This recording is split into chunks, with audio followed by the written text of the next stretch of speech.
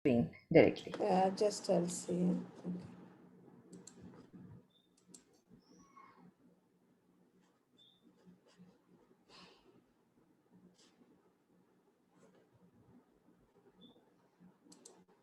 Just checking, okay? Yeah.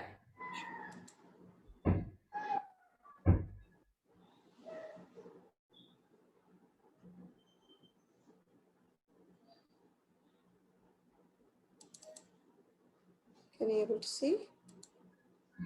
You In are a able moment. to see? Yes, just a No? moment. It will come on the screen. Yes, we can see now.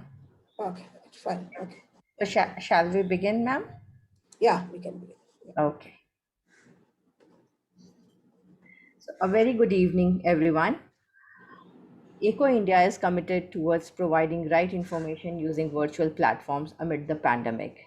Hence, COVID-19 educational series have brought together national experts to connect with the health service providers from government and private sectors with the most reliable and trusted information on COVID-19. Project ECHO began in 2003 as a healthcare initiative when Dr. Sanjeev Arora, a liver disease specialist at the University of New Mexico Health Science Center, came with an innovative approach to provide treatment to as many patients as possible, creating a case based learning model to mentor local healthcare. Today, ECHO is working with 400 partners in 38 countries, working on 70 plus focus areas across diverse categories such as healthcare and education. In the past 24 hours, India has recorded 51,667 new cases, while 64,527 patients recovered. India's cumulative COVID 19 vaccination coverage crossed 30.72 crores. Delta has become a dominant variant in India due to its improved ability to jump to new hosts. Studies show that a unique set of mutation makes the Delta virus more infective, leading to higher viral load in people. Ensuring access to health service is a cornerstone of a successful health response. COVID-19 pandemic has put some pressure on health systems under immense pressure and stretched others beyond their capacity. This has was witnessed in terms of overworked staff, heavy caseload, lack of beds, oxygen supply during the peak of second wave. COVID pandemic will definitely have a longer term impact on healthcare system. As you know, ECHO is running a series on COVID-19 with SBI Foundation, and today we are in the 18th session of the series. Our topic for today is impact of COVID-19 pandemic on healthcare system by our eminent guest speaker, Professor Dr. S. Annie Grace Kalaimathi. Professor Dr. Annie Grace is a forward looking senior educational administrator. She is a successful professional with a wealth of transferable skills gained in the field of nursing education and administration for more than 3 decades. She is highly professional and talented administrator with solid experience in directing and coordinating the clinical services of healthcare. She has brought revolutionary changes in bringing e-governance in the registration system of Tamil Nadu Nurses and Midwives Council. She strongly believes in leadership is not a position or a title, it is an action and example. She has also authored 2 books, Nurse's Guide to Neonatal Procedures and A Quick Reference to Child's Growth and Development for Nurses. To know more on the topic, I now invite Dr. Annie Grace to take the session forward. Over to you, Dr. Annie. Thank you so much, Paramita. It's a pleasure to be on board virtually with Eco India. And I really appreciate the effort of Eco India. I think I'm as a council register and I have been partnered with you, I mean, almost an year now. We are with you with a lot of projects and I'm really congratulate Eco India for taking steps to educate our nurses and healthcare professionals on during this COVID time on a different aspect as a webinar series. So when it was asked by Anila, I was just wondering, everybody spoke on everything on COVID-19, latest trends and everything. Like I was just wondering what to talk. Then they have given me the freedom to select the topic. So I think that is how I chose this topic because being an administrator, I thought it will be the best topic for me to discuss on the impact of COVID-19 on healthcare system. So my respects goes to Healthcare India organizations and all the people who was coordinating at the moment to relay it through webinar source as well as the live YouTube channel. I know you just put up after the session. It is very useful for our students and to the nursing community especially. And my dear delegates, already I could see around 180 delegates on the board virtually. So without taking any delay, don't worry, I will not take much time. It will be just a 45 minute session from me. I want your full attention over here so that you will enjoy how an impact has happened to our healthcare system in India or across the globe. So with the topic to go on, I'm just going to say, well, just excuse me one second. Yeah, okay. The COVID war, COVID-19 war. So what is COVID-19 war? Usually we call war between two countries, isn't it? So this one we call it as a war because we are having a war between COVID virus and with the every citizen of the globe and with the human world. So it really when we started calling it as a war, everyone was wondering, oh, it is a war. We are not going to the battlefield. So without even going to battlefield, at least in the battlefield, only the soldiers and the people who participate in the war are suffering. But here, each and every one of the person in the globe being affected by this COVID virus. So it's a real war between humankind and with this virus. So it is a global emergency by WHO, which was declared on 20th of January 2020. And it is not stopped, it's keep on going. So you can see it is almost 1.5 years and we are still running around. So by the time the pandemic ends, COVID-19 will shape our world. That is what we expect in a different manner. Not because we now started to be learning new normal living with the COVID-19, with the lockdown facilities and getting virtual telehealth, everything. So our world will be definitely will be looking very, very different after the COVID pandemic ends in this world. So when we talk of impact of COVID-19 pandemic on healthcare system, and I would like to just comprehend that is usually, I think we need to know when we coin the topic, we need to know what is impact, what is COVID-19, what is pandemic, what is health and healthcare system. So before I go on to that, I thought because of this COVID pandemic, in the first time in the history, a real health crisis has happened and the whole world is shut down and the global economy also has gone down. And people have understood how healthcare and economy is inseparable. So people started thinking how to invest on health nowadays. So across the globe, we know it is an unpredictable, large-scale health challenge that requires mobilization of resources and affects the whole population. So we need to understand, I have put it up, these are all the very, very important point what we are going to talk in my next few minutes of my topic. So when we talk about impact, what is an impact? Impact is nothing but a effect or an influence. It could be good or bad, or either you could call it as a positive or negative impact. So people must be wondering, COVID means everybody thinking only about the negative effect. But I think in my experience, I feel some things are good also, the positive effect also. That maybe in one slide I'll just discuss with you. Of course, our negative outweighs the positive, but still we need to know what is the impact positively and negatively. So the COVID-19 is a disease caused by a new strain of coronavirus. CO, which means corona, VI means virus, D means disease, and 19 means a year of the spread. So that is why it is called as a COVID-19.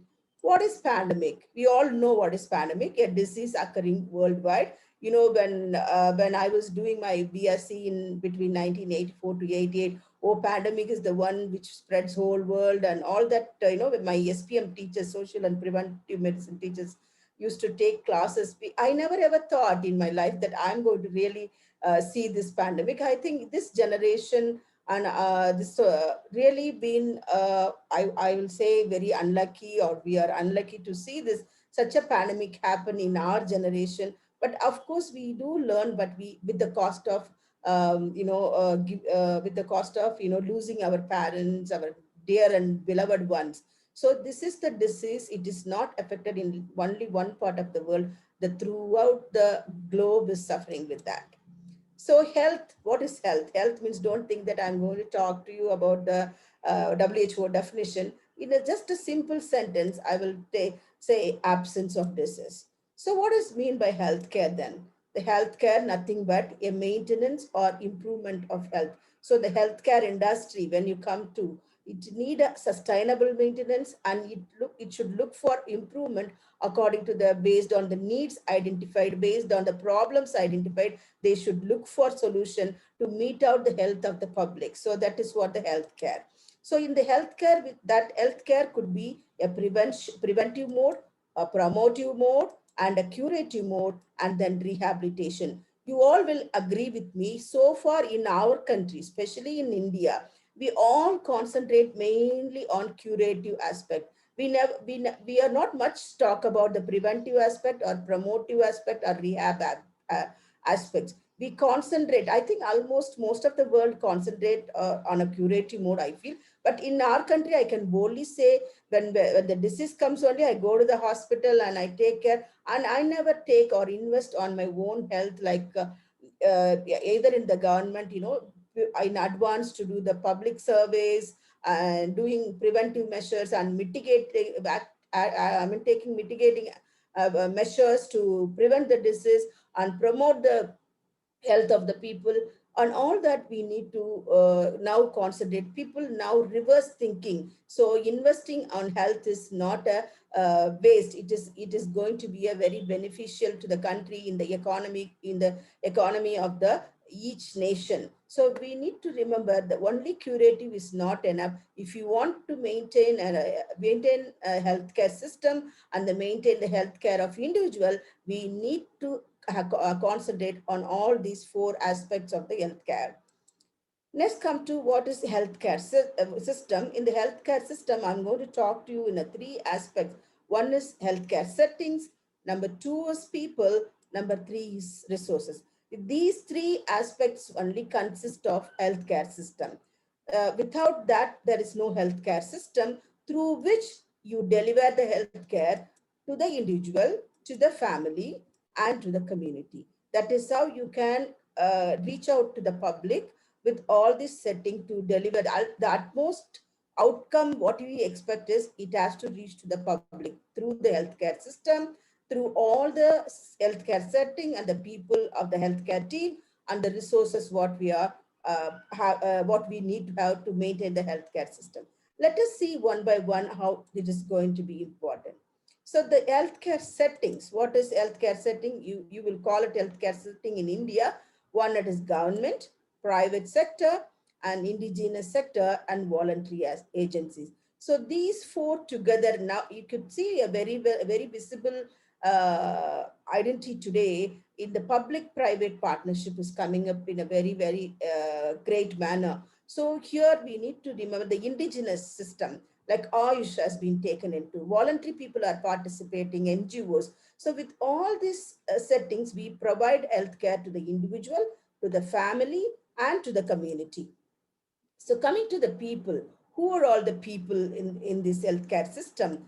That is nurses, physicians, pharmacists, technicians, technologists, therapists, specialists, and support providers. So with these together, we form an army of frontline warriors with all these people. So this is the healthcare team, basically, to provide the healthcare to the individual, to the family, and to the community.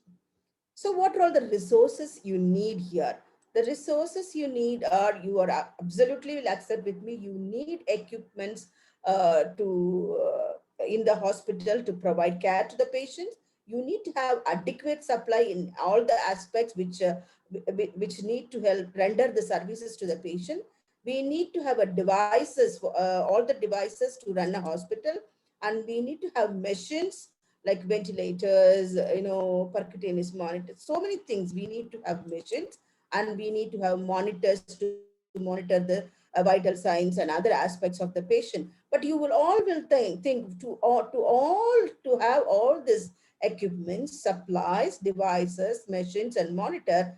Of course, I have not forgotten the vitamin M is very much needed for this. That is money, that is the economy, we need to talk about it. We all knew in India, the GDP investment for health is only 2.5%. Later, it got increased up sort of 3%. But now I think every government in the state or in the central, they know they knew now, they learned a lesson. They need to invest more vitamin M into the health system, so that we will have a good healthcare system being built up to face emergencies or crises like this in our country.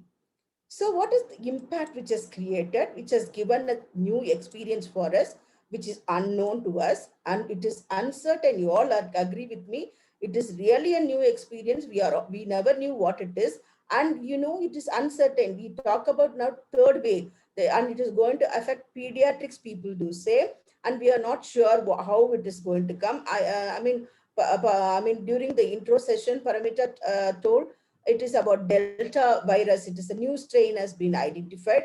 We don't have protocol or algorithms to handle such cases yet, and we are not sure which part of the country is going to be affected first with these things, and how far, how swingingly it's going to come, or how in a swift way is it going to come. We are not sure, very uncertain.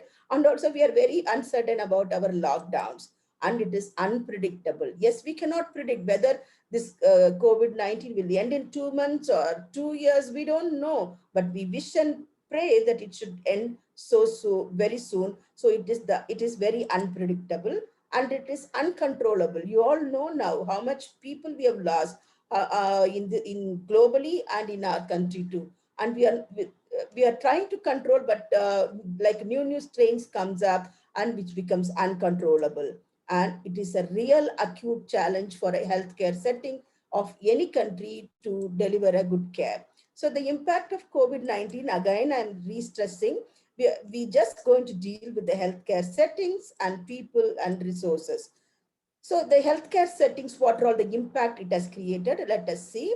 The first impact is the healthcare and economy inseparable, as I mentioned in my first slide. So people started to think to invest in health, not only in the country level and the state level, even individual family level, or individually also. People started during this COVID time, people started thinking about taking care of their health, and they're ready to spend some money to do exercises. They are ready to spend little money to buy little protein rich foods to eat and all that. So for which we need money too. So either it could be a healthcare setting, or it is your individual family. Healthcare and economy is inseparable, for which, I hear we are going to talk about only healthcare setting. So healthcare setting, as I told you, to run any firm or a healthcare organization, we need to have a economy. We need, that is nothing but funding. So for which we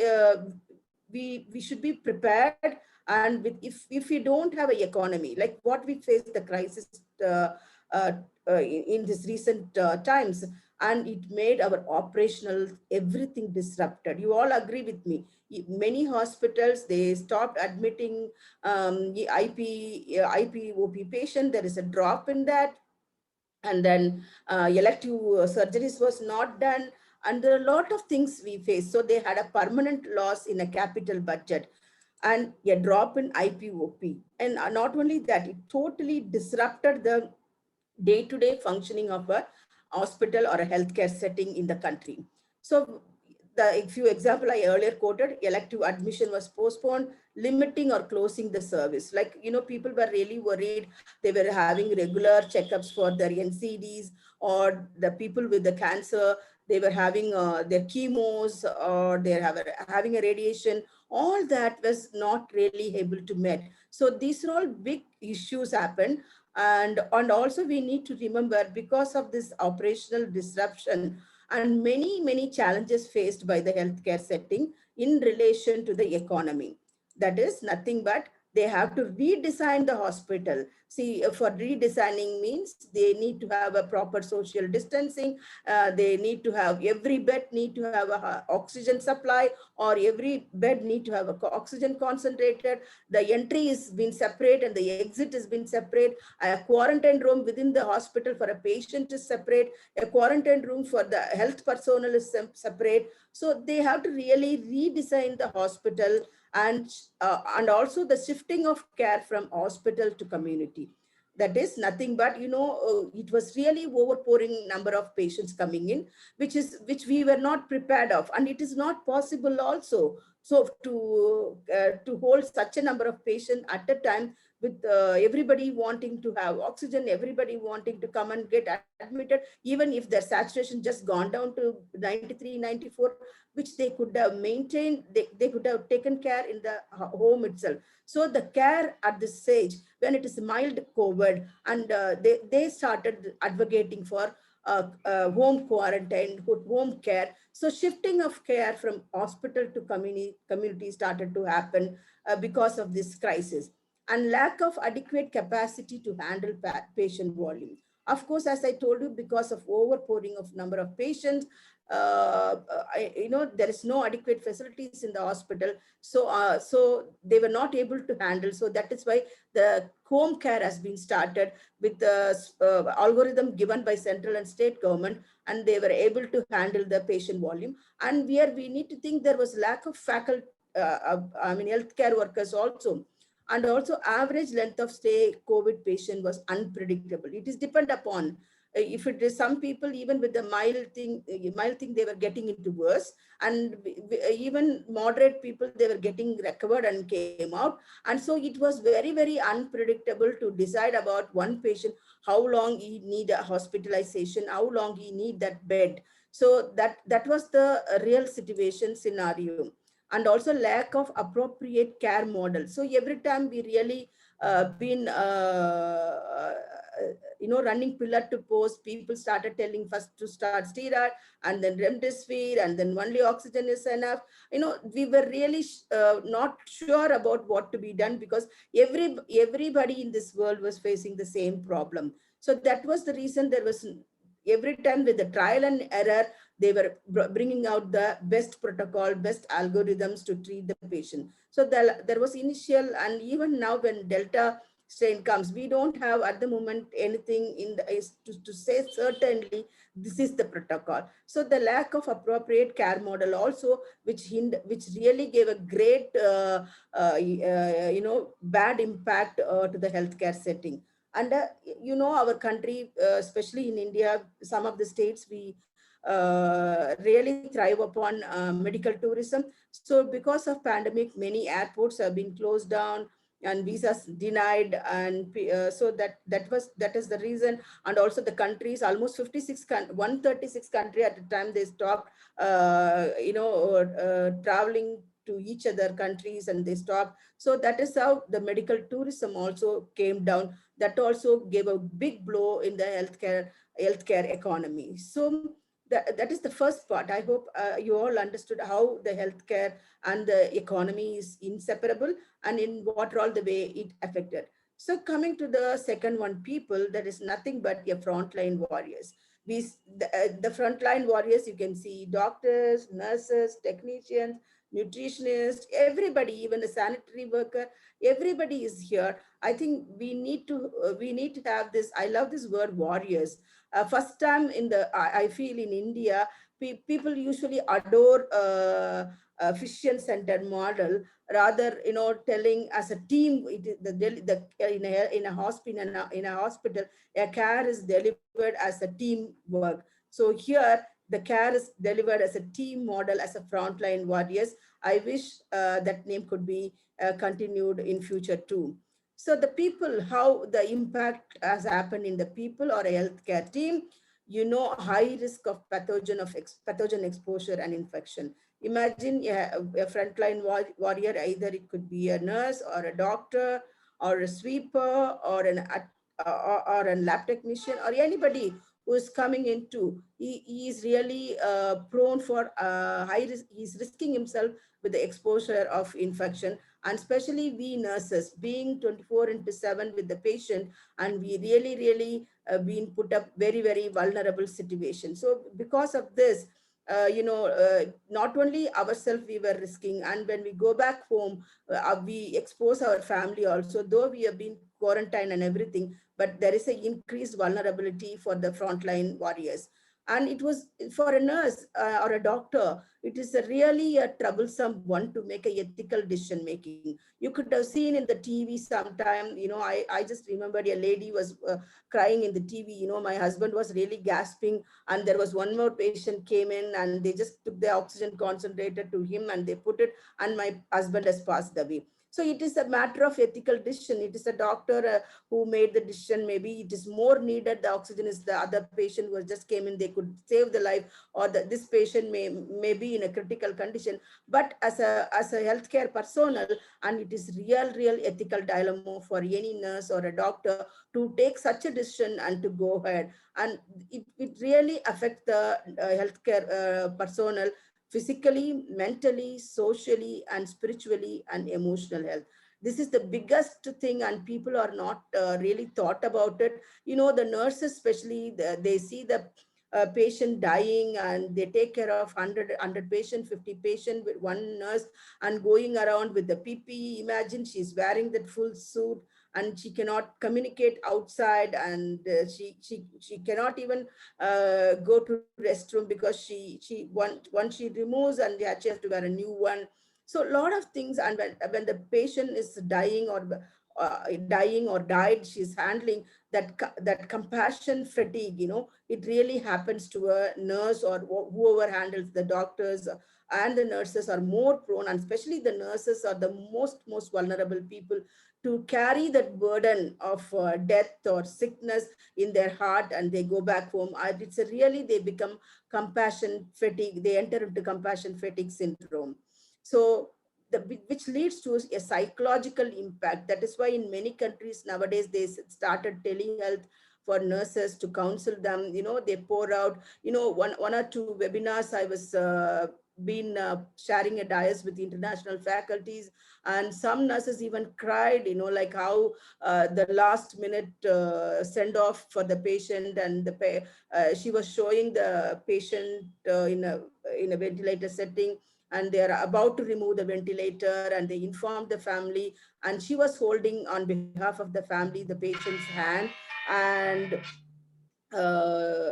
she was holding the patient's hand, and they were saying prayers along with her, and slowly the ventilator was removed. These are all the things that really create a great psychological impact for nurses, and also for the family also. It really have that. So, and also we faced violence during this COVID time for the health workers. Some people were, when they heard that beloved ones is not died in the ICU, and we never allowed them to see them or be with them, or we never even handed over their bodies, in a very open way to do their rituals. So they get at the moment emotional upset. So which led to violence, and also sometimes even the violence happened when the nurses have gone to give vaccination, people were not willing. So many things happened, and people even they refused to give houses for nurses and doctors. They were telling them to vacate the house. So these are all the things happened, and I'm sure you all agree with me. People do say these are all the lack of PPE in the initial stage. And even today there is a lot of, in many states there is a lack of personal protective equipments for healthcare personnel, and that need to be taken care, and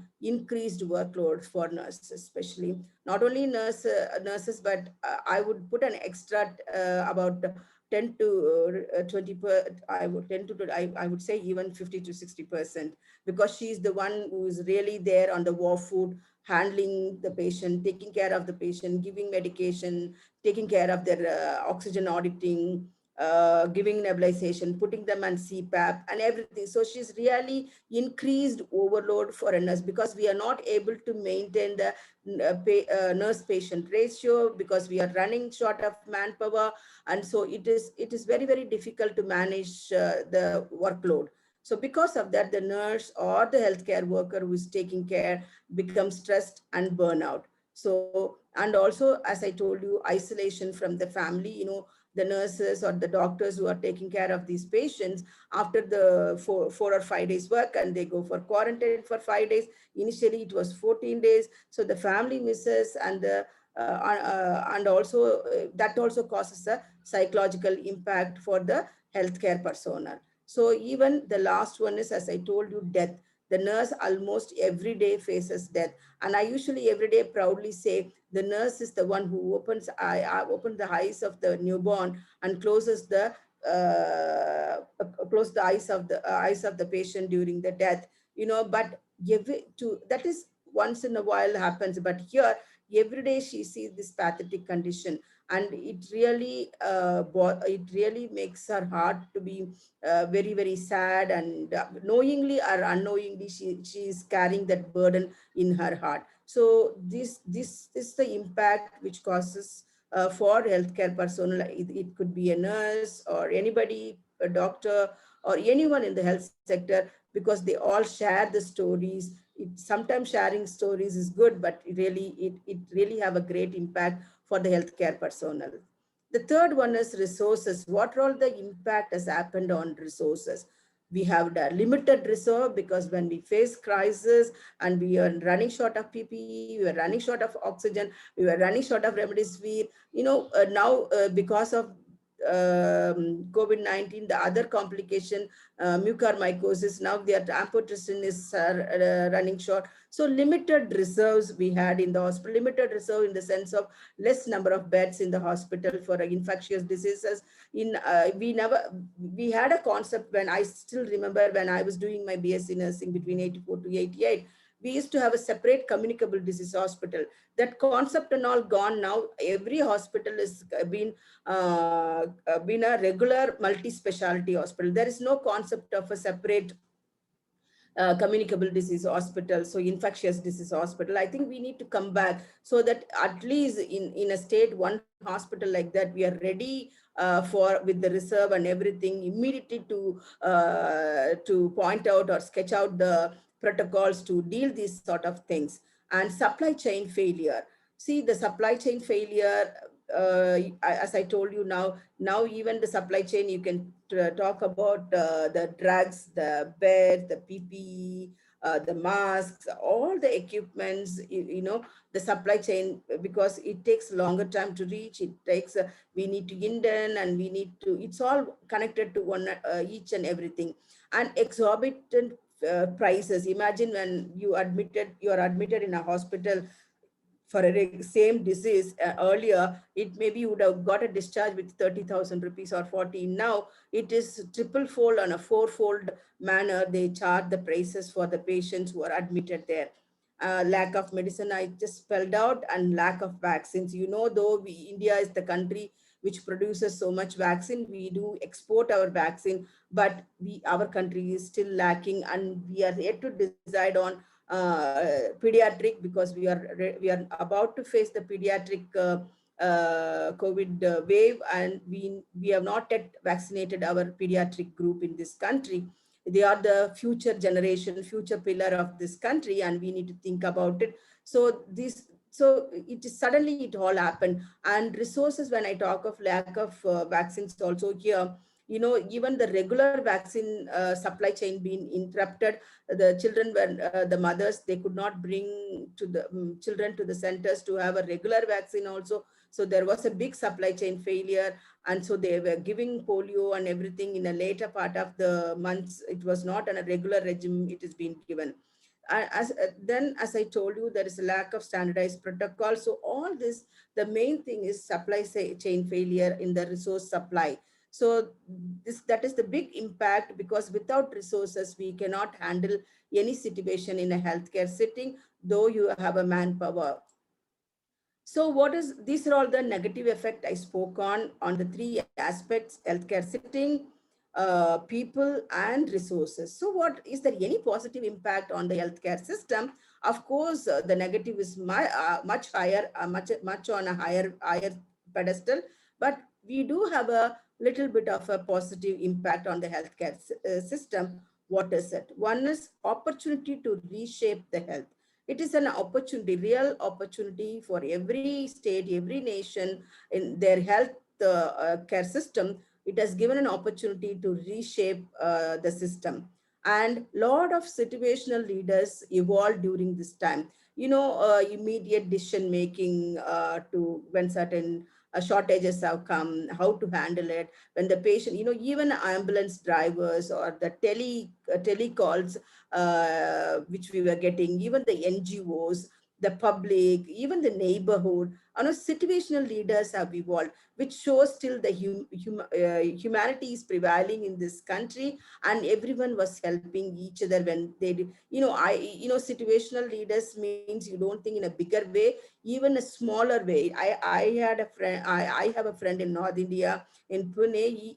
His friend was in Coimbatore. He said the remdesivir medicine was not available. He called me, madam, I'm just arranging it from my end. I'm sending it a parcel. You see that it somehow reaches him within this time.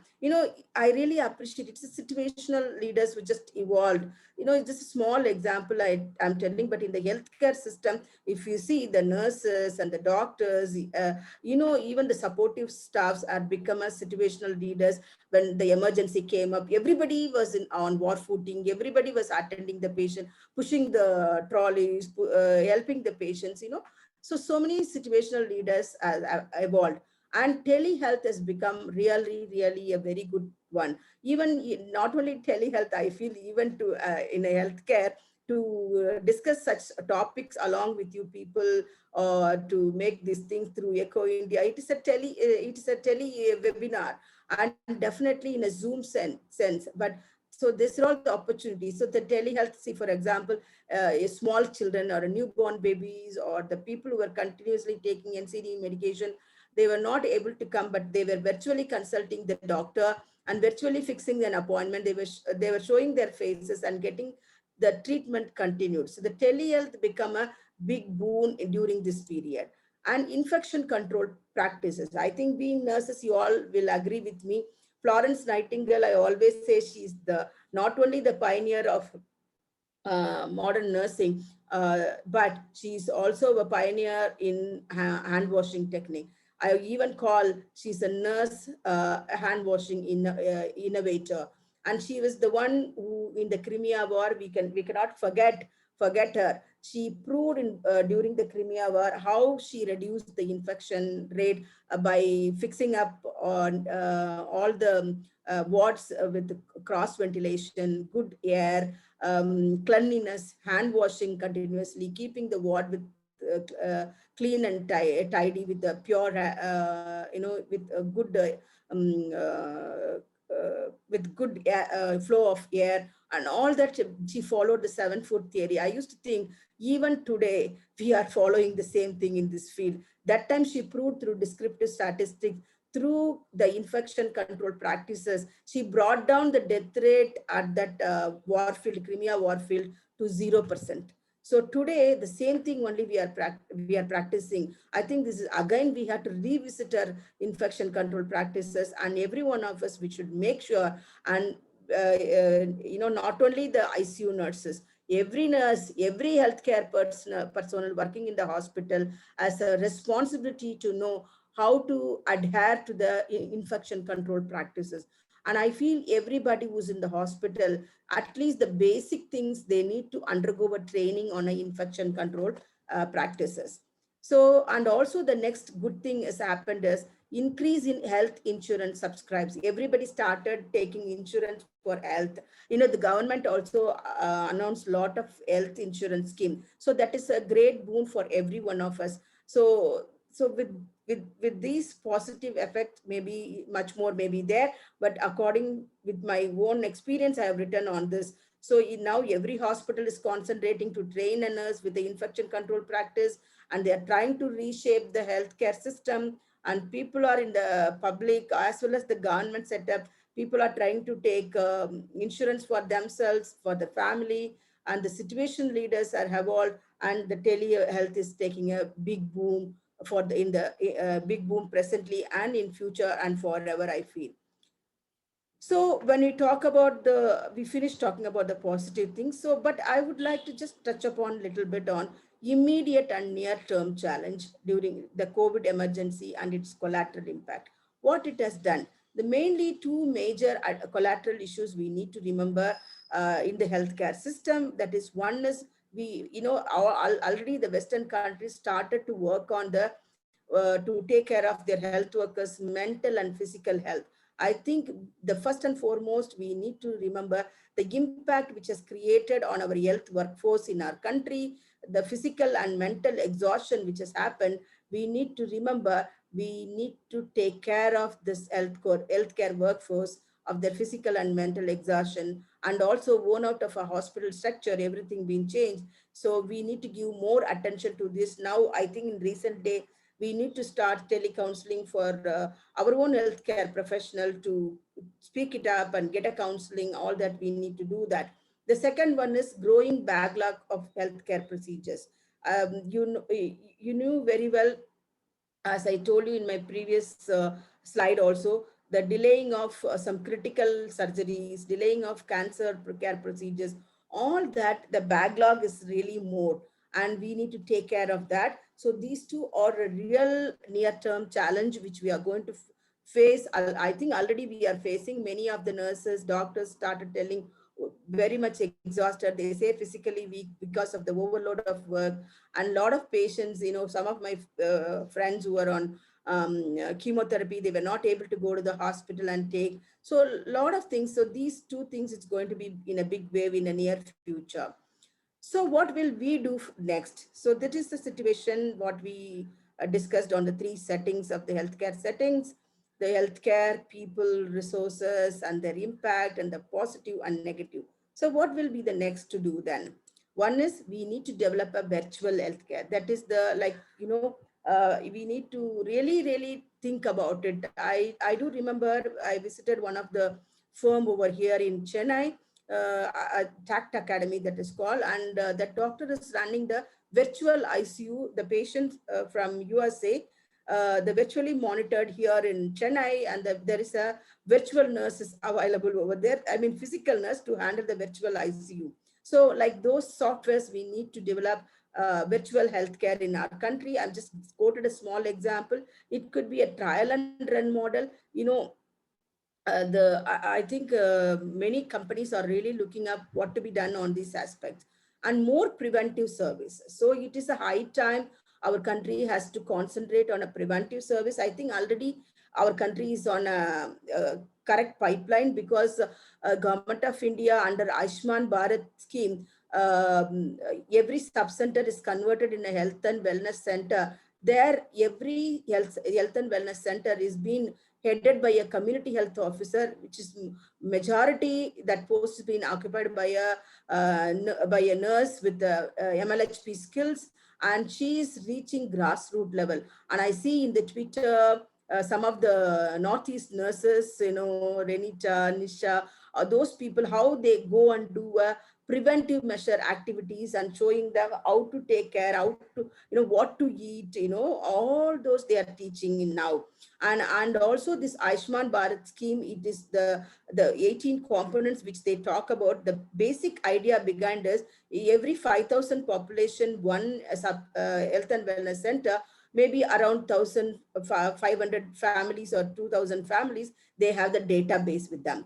With that database, they know they can have how many geriatric, how many productive age group, how many children, how many pregnant women, who are all the people with NCDs, so they can plan the work and invest on the based on the statistic which is collected from throughout the country with these Ayushman Bharat program, I think we can plan it in a systematic way, and we can invest in health so that we will be ready to face any crisis which happens in future. This will be a great stepping stone or a game changer if we could adopt this Ayushman Bharat Health and Wellness Center throughout the country with the true spirit and the aim which the country has brought in.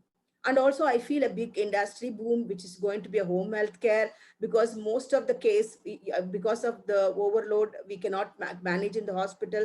We started home health care. I always say, being a nurse, I always say, in those days, we used to see in the movies, cinemas, people will say, he's my family doctor. So that concept should come, I always feel, you should have 100 families in your hand just to regularly check up the BP, their blood sugar, and giving them health education and all that, so that the home health care is becoming a big boon. So they should be able to talk, because the doctors are really in a higher level intellectual people, and we should use them for the effective way to save lives of the people. The second level of the nurses, we need to work hard, and if there is any difficult or a case which is very critical, we need to refer to a doctor. So the health industry, the home health care means, don't think immediately I'm talking about the people who's 10th pass or who's just finished that skill set training. No, I'm talking about a qualified, registered, licensed nurse who can work as a home health care nurse, either by visiting or by teleconsultation, or she can even go and work as a home health nurse. So that is a big industry. I think many people, the investor are eyeing on that. So I wish my nurse entrepreneurs evolve from this, and they will take up this industry, because nurses are real innovators, and we have the compassion and the we don't look at the patient just to recover from disease. We look at them holistically and deliver our care. Then integration of behavioral and physical health service.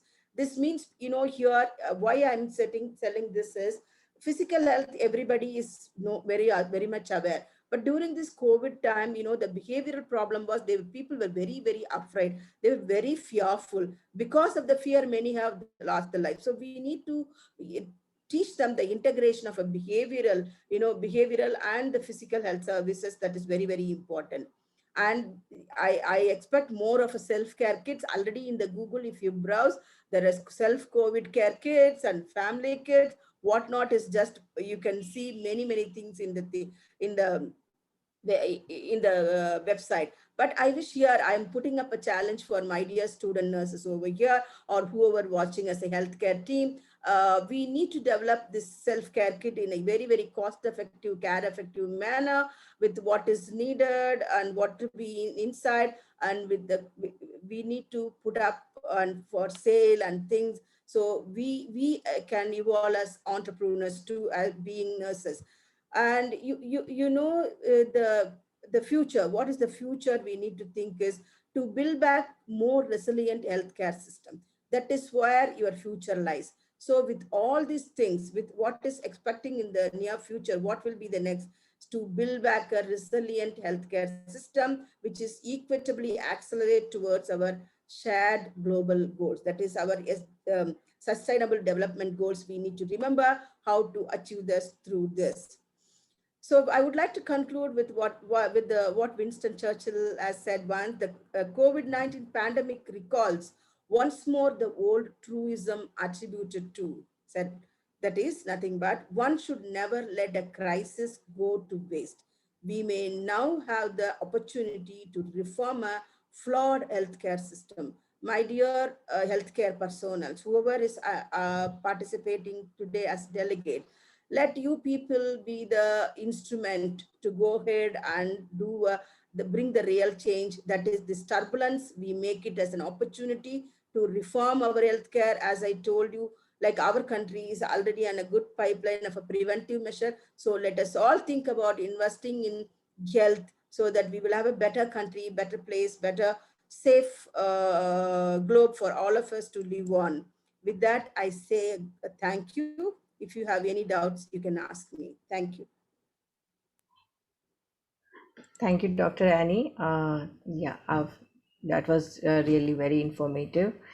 People do talk about the negative impact, and I'm glad you shared how resilient we were, and we created opportunities to fight. It was a war. It is still going on, and that's how the healthcare system and human beings are, not giving up easily and trying out new ways to fight this war, being more innovative, coming up as situational leaders and taking the charge of it, how to be more preventive of the virus while it's mutating, finding out new strategies how to deal with that.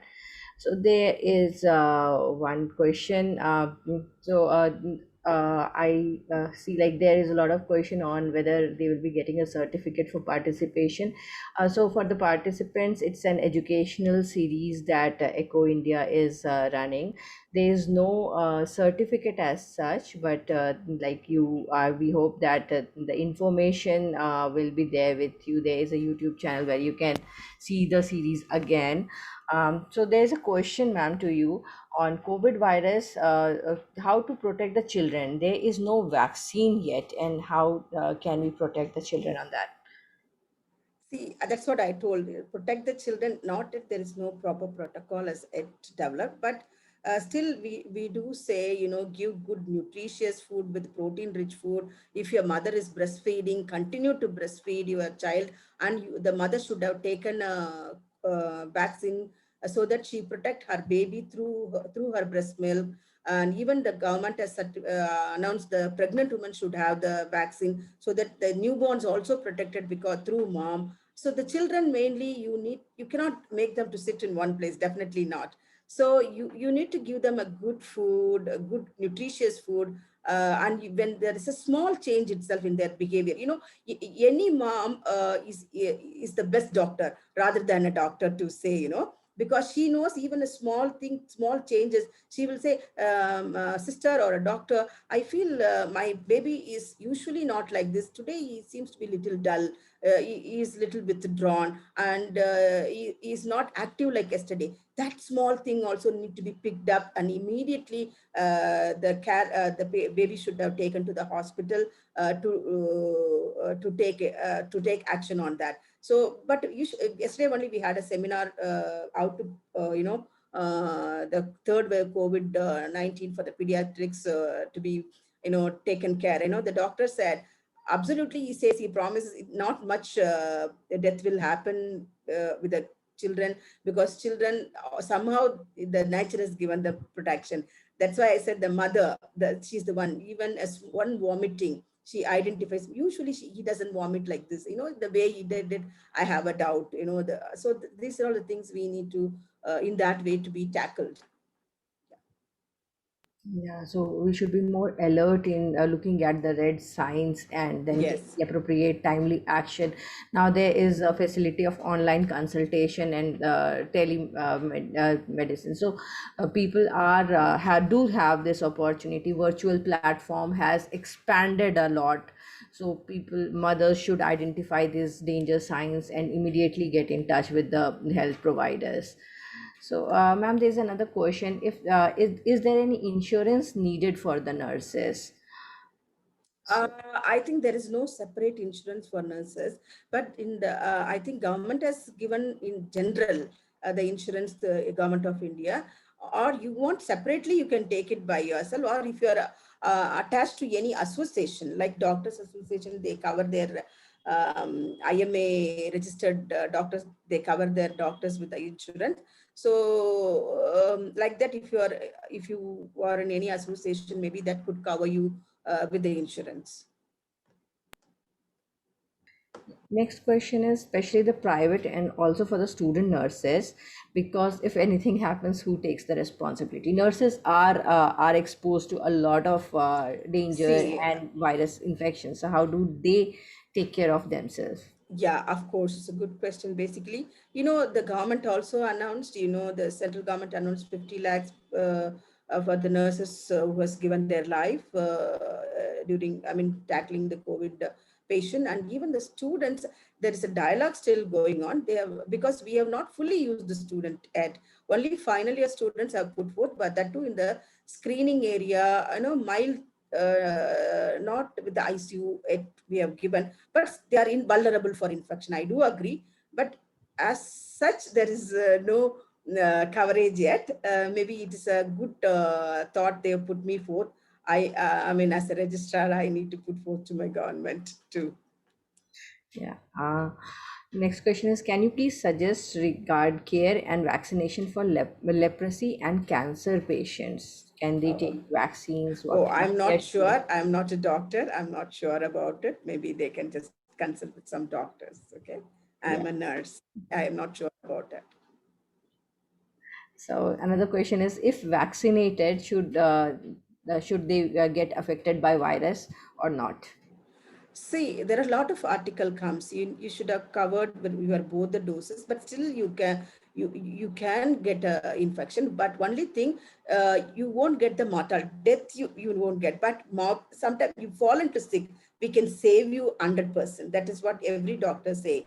Though you get an infection, it's like no. I always tell them, oh, if I take a insurance for to drive my car, if something happens, I'm saved with the money what they give, to my car and the same way here, I have taken my vaccination and it will definitely protect me from the bad things not to happen. It will save me, save my life.